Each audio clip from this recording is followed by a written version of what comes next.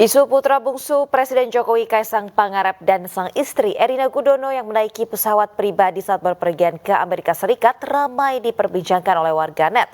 Nama Erina pun menjadi trending topik di media sosial X.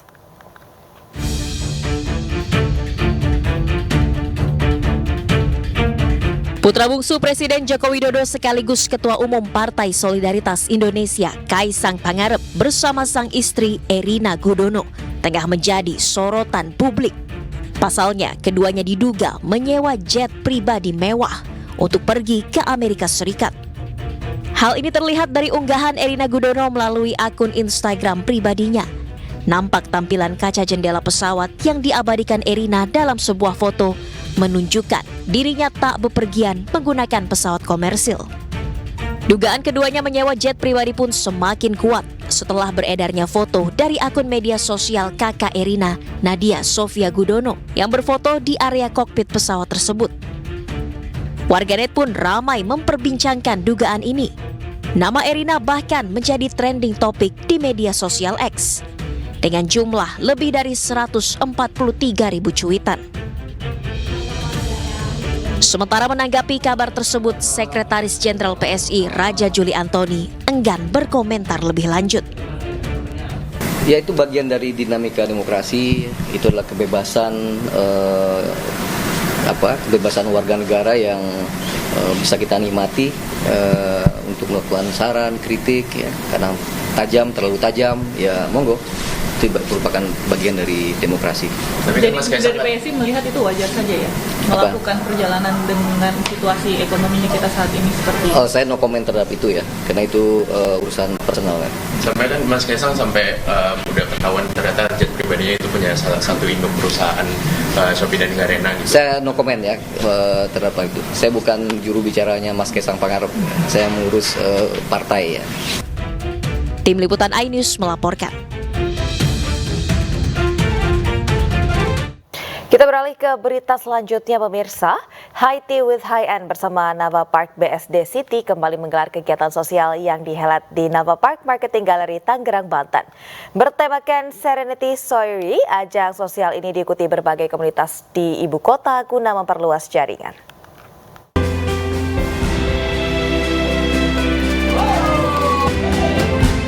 Sejumlah pelaku bisnis dan para sosialita mengikuti event High Tea with High End yang mengusung tema Serenity Soiree di Nava Park BSD City, Tangerang, Banten. Ajang sosial ini menghadirkan pengalaman yang memadukan relaksasi dan kemewahan serta suasana yang tenang dan nyaman di Nava Park Marketing Gallery. Berbagai layanan bisa dinikmati para tamu seperti hand massage, nail art, dan manicure yang mempercantik tampilan para wanita.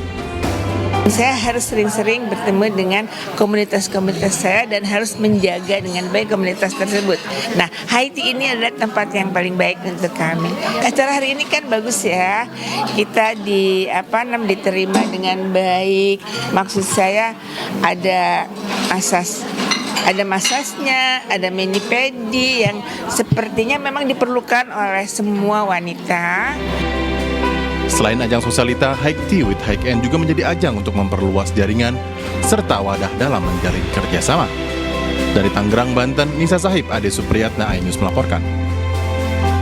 Ya, pemirsa, Partai Buruh bersama Serikat Buruh menggelar unjuk rasa di depan kantor KPU RI. Mereka menuntut KPU segera menerbitkan peraturan KPU terhadap putusan MK soal syarat pencalonan pilkada. Aksi unjuk rasa digelar di depan kantor Komisi Pemilihan Umum KPU RI Menteng, Jakarta Pusat, Minggu siang.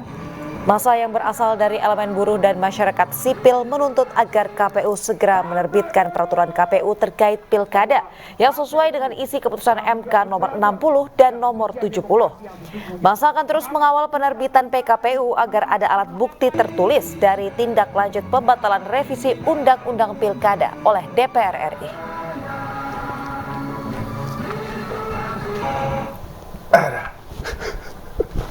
Kita harus pastikan PKPU itu harus keluar sebelum tanggal 27, artinya 26 Agustus jam 00 sudah ada PKPU yang baru yang memuat keputusan MK nomor 60 dan nomor 70. Nggak bisa dipisah ya. Oleh karena itu KPU harus kita jaga. Kita kepung, bahkan kita inapkan. Kalau, sekali lagi, kalau KPU-nya bermain-main dengan aturan Mahkamah Konstitusi. Demikian.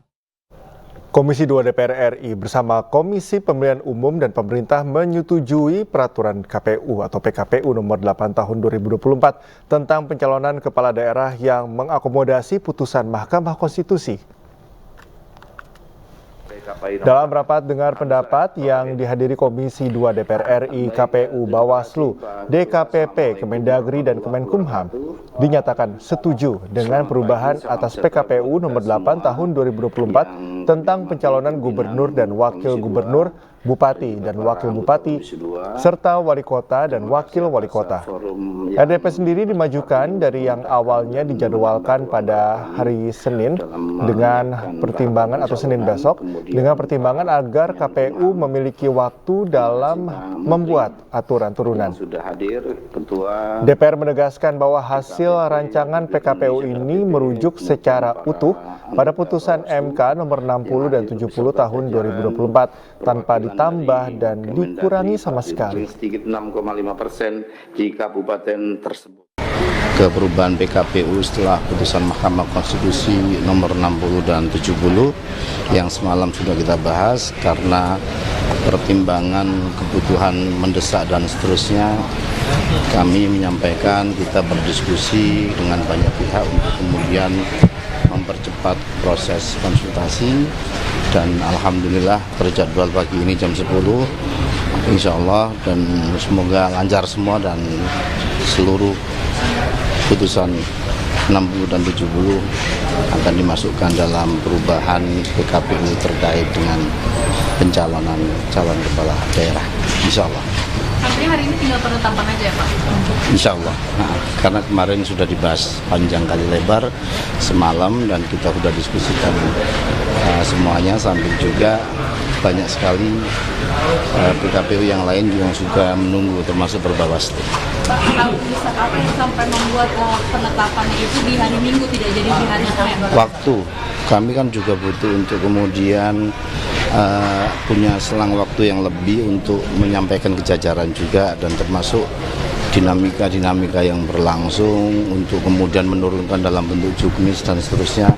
Ini semakin cepat semakin baik untuk kebutuhan jajaran kami di tingkat provinsi. DPR dan KPU mengesahkan peraturan KPU tentang pencalonan kepala daerah yang mengacu pada putusan Mahkamah Konstitusi. Dengan disahkannya PKPU ini, maka peluang Anies Baswedan maju di Pilgub Jakarta dengan diusung oleh PDIP semakin terbuka lebar.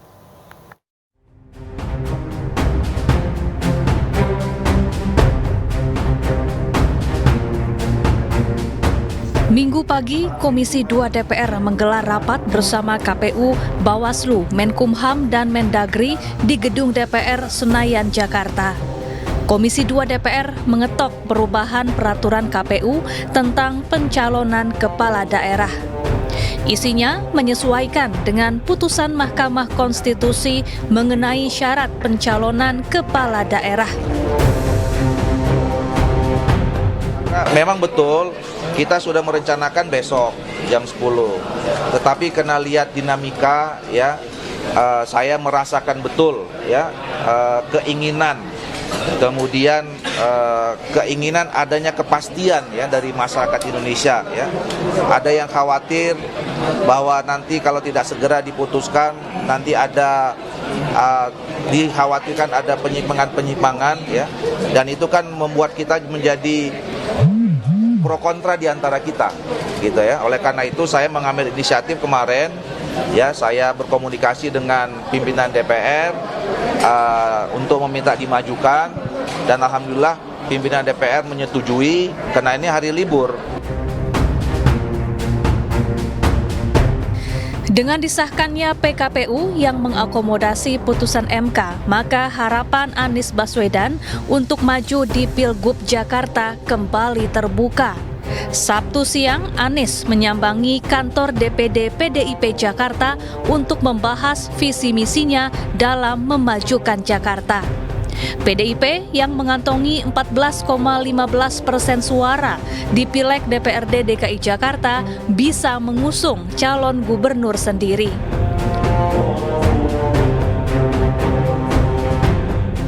Nah, hal-hal yang menyangkut pilkada tentu kita obrolkan. Tapi kita semua menunggu apa yang menjadi keputusan. Jadi tadi sama sekali kita tidak menyinggung tentang keputusan, langkah dan lain-lain karena semuanya ada di DPP partai, di luar kewenangan kita. Tapi kita diskusi tadi, kita ngobrol dan kita bicara tentang masa depan Jakarta. Pak, Bu Mega kan bilang kalau Pak Anies mau didukung, Pak Anies mau atau enggak nurut sama Bu Mega gitu, Pak. Nah, Pak Anies melihat itu seperti apa, Pak? Ya, jadi kita semua menyadari bahwa beliau merujuk kepada amanat konstitusi, cita-cita bernegara, cita-cita untuk mewujudkan Indonesia yang bersatu, yang beragam tapi bersama. Bahas pasti. Apa aja tuh, Pak? Ya, kita menyamakan, kita punya visi dan misi, ya, bagaimana kita mengawal, ada persamaan, kita punya pandangan bahwa kita harus mengawal konstitusi yang benar, kita harus mengawal demokrasi yang benar. Itu aja. Pak, ini kan tadi hangat banget nih Pak salamannya, senyumnya gitu. Apa udah memutuskan bahwa Pak Anies kayaknya cocok nih diusung sama PDI? Gitu, Insya Allah. Insya Allah ya. Sementara itu sebelumnya Ketua Umum PDI Perjuangan Megawati Soekarno Putri mempertanyakan kepatuhan Anies jika seandainya resmi diusung PDIP. Tim Liputan iNews melaporkan. Partai Persatuan Pembangunan menggelar rapat konsolidasi pemenangan untuk pasangan calon gubernur dan calon wakil gubernur Jakarta Ridwan Kamil Suswono. Bertempat di sebuah hotel di kawasan Senen, Jakarta Pusat pada Minggu siang, Partai Persatuan Pembangunan menggelar konsolidasi struktur P3 Jakarta untuk pemenangan pasangan calon gubernur dan calon wakil gubernur Jakarta periode 2024-2029 Ridwan Kamil Suswono. Acara dihadiri langsung oleh Ridwan Kamil. Dalam sambutannya, ia menyebut singkatan namanya dengan Suswono adalah Rido, akronim dari Ridwan Suswono. Sesuai dengan harapannya terhadap ridho Allah untuk bisa memenangkan Pilkada Jakarta 2024. Pasangan kami sudah disepakati, singkatannya adalah Ridho, Ridwan Kamil Suswono. Dengan harapan Bismillahi tawakkaltu Allah, ya, fa iza azamta fatawakal Allah. Setelah kami bertekad berazam, kami bertawakal. Ya, karena itu berharap ridho Allah hadir dalam ikhtiar kita. Tugas manusia hanya satu, ikhtiar dan doa. Wilayah takdir garis tangan sudah tertulis di Lauhul Mahfuz. Mudah-mudahan jemputan kita kepada takdir. Pemirsa, DPP Partai Solidaritas Indonesia resmi mendukung pasangan Ridwan Kamil dan Suswono di Pilkada Jakarta 2024. Deklarasi tersebut ditandai dengan penyerahan surat dukungan oleh Sekjen PSI Raja Juli Antoni.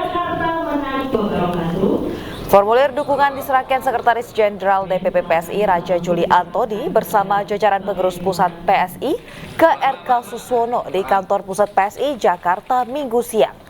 Raja Juli menyatakan dirinya beserta seluruh kader PSI bakal siap 24 jam untuk membantu pasangan RK Suswono terutama selama masa kampanye.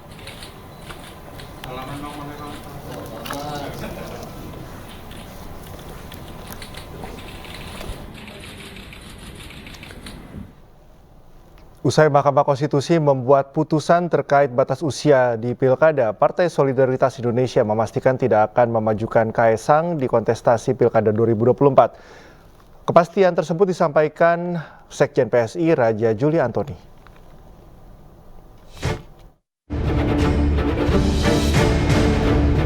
Teka-teki kemungkinan majunya Kaesang Pangarep di Pilkada 2024 dijawab Partai Solidaritas Indonesia. Sekjen Partai Solidaritas Indonesia Raja Juli Antoni memastikan Ketua Umum PSI Kaesang Pangarep tidak akan maju di Pilkada 2024. Dengan lahirnya keputusan MK, Mas Kaesang tidak akan maju lagi, ya, tidak akan maju menjadi dalam kontestasi pilkada ya di 2024 ini. Jadi clear ya. Sekali lagi saya tegaskan bahwa Mas Kaisang ya dengan keputusan MK itu tidak akan maju lagi menjadi calon pilkada dimanapun. Terus kalau ya terkait urus surat tidak dipidana itu gimana? Ya saya sudah sampaikan juga di rilis saya bahwa sebelum beliau berangkat ke Amerika Serikat ada salah seorang ketua DPP PSI yang mempunyai inisiatif untuk memulai mengurus administrasi kalau pada ujungnya nanti Kim Plus akan mencalonkan Mas Kaisang sebagai salah seorang kandidat di Jawa Tengah ya. Jadi ketika itu juga komunikasi berjalan tapi juga belum bulat gitu. Ya. Jadi sambil komunikasi berjalan hal yang bersifat administratif ini dijalankan. Tapi per keputusan MK itu ya proses administrasinya berhenti dan Mas Kaisang sendiri mengatakan bahwa karena beliau adalah taat kepada konstitusi ya. Kenapa ketika itu didorong oleh PSI untuk maju kan karena memang juga ada ruang konstitusionalnya dengan keputusan MA ya. Kemudian beliau eligible untuk maju. Nah, setelah keputusan MK ada ya Mas Kaisang mengatakan bahwa saya tidak akan maju dalam kontestasi. Oke. KPU juga telah menegaskan pendaftaran calon kepala daerah mengikuti putusan uji materi Mahkamah Konstitusi tersebut. Pasca putusan itu, semua administrasi Kaisang pun dihentikan. PSI menyatakan taat konstitusi dan mengikuti sepenuhnya putusan MK. Tim Liputan iNews melaporkan.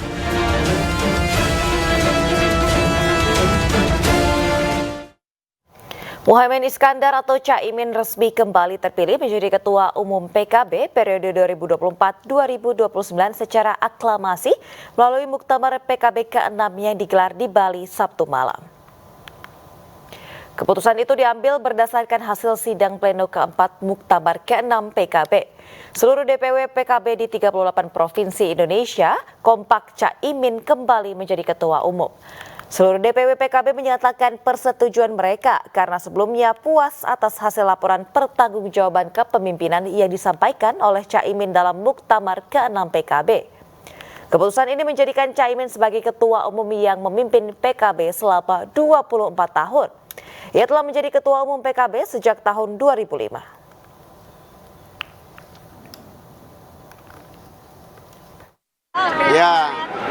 Ya karena semua DPC 500 lebih DPC menghendaki saya, sehingga saya merasa ini bagian dari tanggung jawab berikutnya. Tapi saya tadi sudah menanyakan kepada seluruh DPC bahwa mandat yang diberikan kepada saya, mandataris tunggal yang dimintakan kepada saya balik kepada mereka asal mereka mau berkomitmen bersama-sama berjuang kembali, saya siap. Dan akhirnya diputuskan seperti itu. Tentu ini amanah berat yang insya Allah saya akan bekerja sekuat tenaga. Ketua Umum Partai Gerindra sekaligus Presiden terpilih Prabowo Subianto menampik kabar keretakan hubungannya dengan Presiden Joko Widodo. Menurut Prabowo, isu tersebut dibuat sebagai upaya adu domba.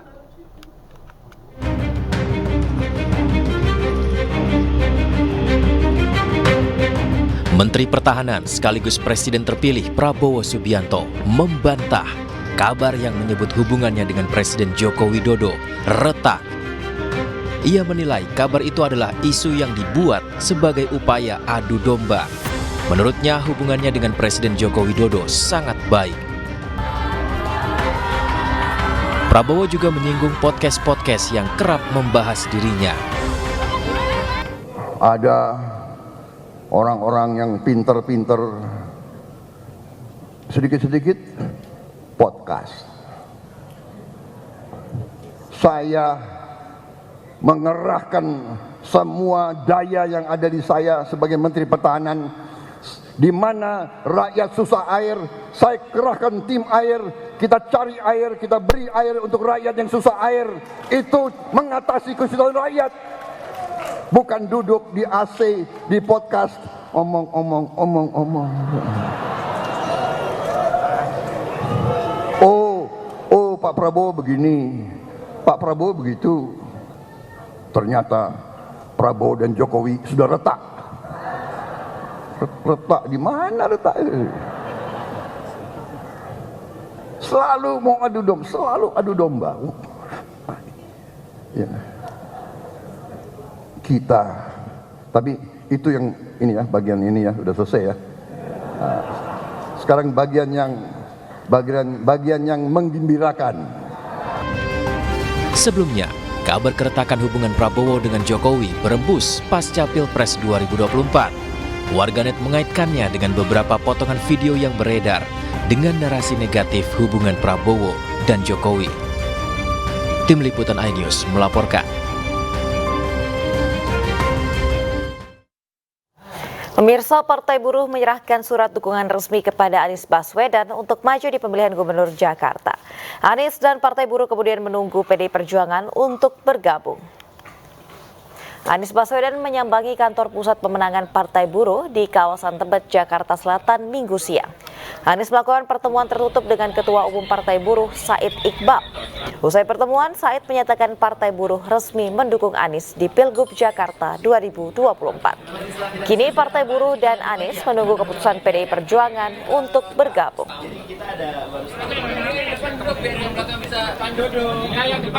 Seluruh keluarga besar yang kemarin memberikan undangan untuk bersilaturahmi pada hari ini. Yang kedua, dalam silaturahmi tadi saya sampaikan kepada Presiden Partai Buruh dan seluruh jajaran, apresiasi, terima kasih karena telah memperjuangkan prinsip kesetaraan dalam demokrasi yang kita miliki sama-sama. Kita mengetahui bahwa demokrasi ini adalah salah satu cara utama untuk memastikan aspirasi rakyat tercermin dalam proses dan tercermin dalam hasil. Karena itu perjuangan Partai Buruh melakukan, insya Allah ke depan ini terus bisa kita jaga sama-sama. Amin. Yang terakhir saya ingin sampaikan terima kasih bahwa Partai Buruh telah memberikan kepercayaan untuk kami meneruskan tugas di Jakarta. Walaupun seperti disampaikan tadi, semuanya masih dalam proses. Belum pada keputusan final, karena menunggu nanti keputusan dari partai yang besar yang secara jumlah membuat pemenuhan persyaratan 7,5% itu bisa dipenuhi. Dan kami sampaikan apresiasi bahwa kepercayaan ini kepercayaan yang sangat. Kami mengundang beliau ke kantor posko pemenangan untuk bersilaturahmi dan beliau bersedia hadir pada hari ini. Pada intinya Partai Buruh mengharapkan Pak Anies bisa menjadi calon gubernur DKI Jakarta sesuai mekanisme keputusan Mahkamah Konstitusi nomor 60 dan nomor 70 tahun 2024. Tentu kami menunggu partai yang lain, khususnya partai yang besar. Karena kami tidak cukup suara untuk mendukung secara langsung. Partai yang besar tentu kami tunggu dan insya Allah nanti Pak Anies yang akan menjelaskan bagaimana proses politiknya.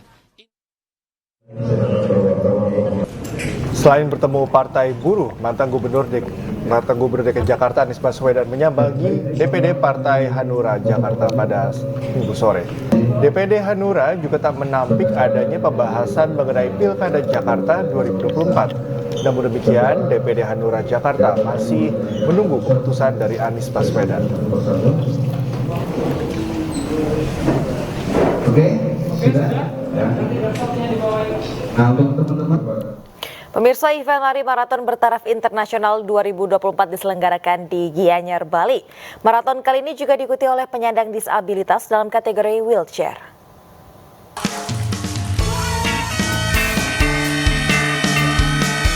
Sebanyak 3.000 peserta kategori 10K dilepas dalam ajang Maybank Marathon 2024 yang diselenggarakan di Kabupaten Gianyar, Bali.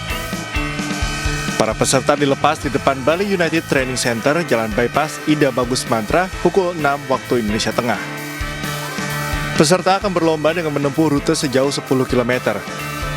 Meskipun rute cukup pendek, namun para peserta akan menghadapi rute yang menantang dengan nuansa pedesaannya masih asri.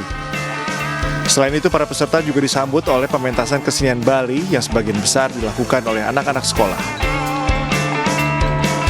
Eventnya, acaranya itu benar-benar terorganisir dengan baik banget. Jadi benar-benar memotivasiin kita pelari itu tambah semangat banget. Dan semuanya rapi, clear. Cuma elevasinya luar biasa ya, saya nggak sangka banget. Tapi keren banget Maybe, karena ini aku pertama kali ikutan. Jadi mungkin untuk beberapa runner melakukan rute ini kan juga belum pernah ya, sehingga yang pertama kali ini pasti menantang. Tapi kalau nanti sudah kedua ya nggak tahu strateginya mesti di mana nih, harus di-push, di mana harus slow down dulu, impet dan sebagainya. Jadi mungkin tahun depan udah nggak menantang lagi karena udah tahu semua. Ya kan, oh di sini harus keren, di sini harus kencang. Sebagai komitmen keberlanjutan, Panitia Maybank Marathon 2024 juga tetap menyelenggarakan lomba dengan kategori wheelchair atau kursi roda. Dengan adanya lomba kategori wheelchair dapat memberikan kesempatan bagi para penyandang disabilitas ikut berpartisipasi dalam ajang Maybank Marathon, di mana tahun ini diikuti oleh 100 peserta kategori wheelchair. Dari Gianyar, Bali, Ketut Catur Kusumaningrat, iNews melaporkan. Festival Dangdut terbesar akan diselenggarakan di Ancol, Jakarta Utara. Festival tersebut akan digelar pada 7 hingga 8 September 2024.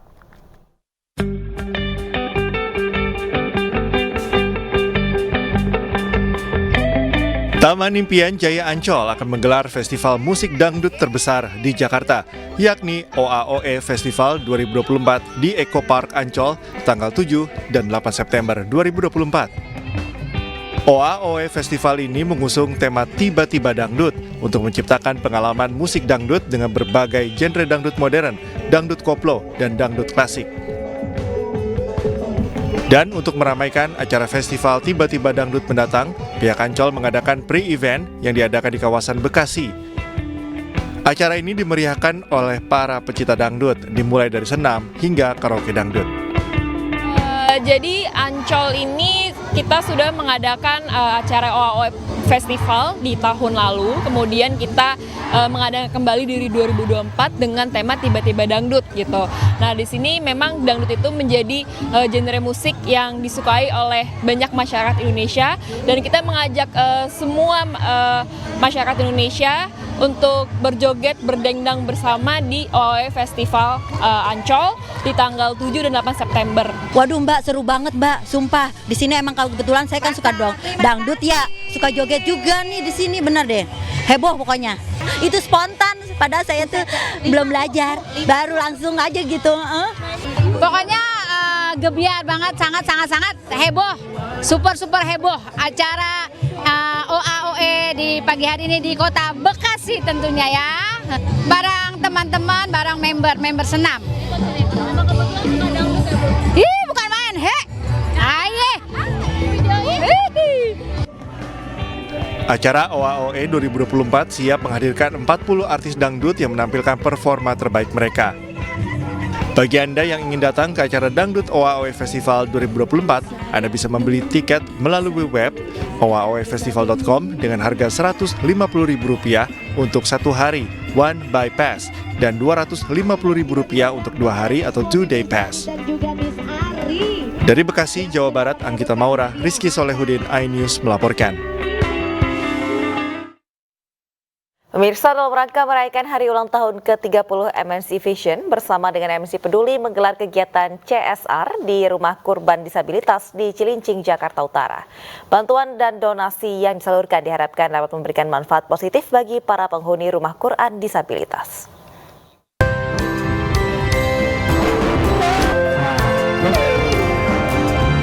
Bertepatan dengan hari ulang tahun ke-30, MNC Vision menggelar kegiatan CSR dengan menyalurkan bantuan sosial kepada penyandang disabilitas di Rumah Quran Disabilitas di Cilincing, Jakarta Utara. Dalam kesempatan ini, MNC Vision dan MNC Peduli memberikan bantuan dan donasi berupa buku Iqra Braille, seperangkat alat musik organ, serta sembako dan obat-obatan. Berbagi kita berikan bantuan ke adik-adik kita, saudara-saudara kita yang mengalami disabilitas. Ya, bantuan berupa ada Quran Braille, kemudian juga ada alat alat musik berupa keyboard, karena mereka juga punya tim musik juga rupanya. Dan kita berikan bantuan sembako dan alat ini juga ya, obat-obatan untuk mereka. Bahwa yang namanya disabilitas itu merupakan tanggung jawab kita semua. Nah, kebutuhan disabilitas ini kuncinya dengan kolaborasi. Jadi berbagai stakeholder, baik pemerintah, instansi pemerintah terkait, vertikal dan semuanya masyarakat bahu-membahu bagaimana memanusiakan disabilitas untuk mewujudkan Indonesia Emas tahun 2045. Bentuk perhatian MNC Vision ini diharapkan dapat juga menjadi motivasi bagi perusahaan lain untuk memberikan perhatian dan dukungan untuk para penyandang disabilitas. Jadi harapan kami kehadiran MNC Vision dan MNC Peduli kali ini tidak terputus silaturahmi untuk masa-masa yang akan datang, karena kami tetap butuh bantuan, butuh pendamping dari pihak lain, terutama dalam hal ini MNC Vision dan MNC Peduli ya. Bentuk kepedulian sosial akan terus dilakukan MNC Vision bersama dengan MNC Peduli bagi masyarakat yang membutuhkan. Dari Jakarta, Naura Syafika, Muhammad Zulkarnain, iNews melaporkan. Pemirsa, sebuah robot gamelan karya anak bangsa dihibahkan ke Lembaga Kebudayaan Republik Federal Jerman di Jakarta. Robot gamelan tersebut diharapkan dapat melestarikan budaya Indonesia di kancah dunia.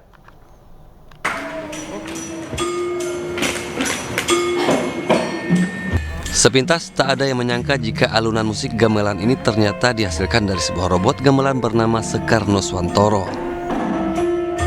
Robot gamelan yang merupakan karya anak bangsa mampu menabuh gamelan secara otomatis hingga memainkan musik yang diputar di perangkat software.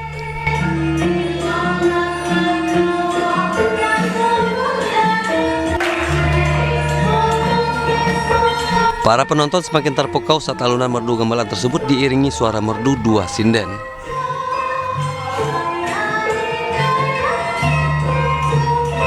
Robot gamelan Sekar Nuswantoro tersebut dihibahkan ke Goethe Institute agar diharapkan dapat melestarikan budaya Indonesia di kancah dunia.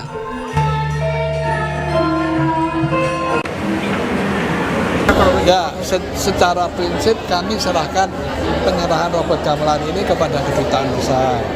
Tentu kita harapkan sekali lagi kerjasama ini akan semakin ditingkatkan, baik dalam bentuk teknologi, kerjasama dalam bentuk budaya, pendidikan, dan it's actually very good, and it sounds like music culture also is a bridge between our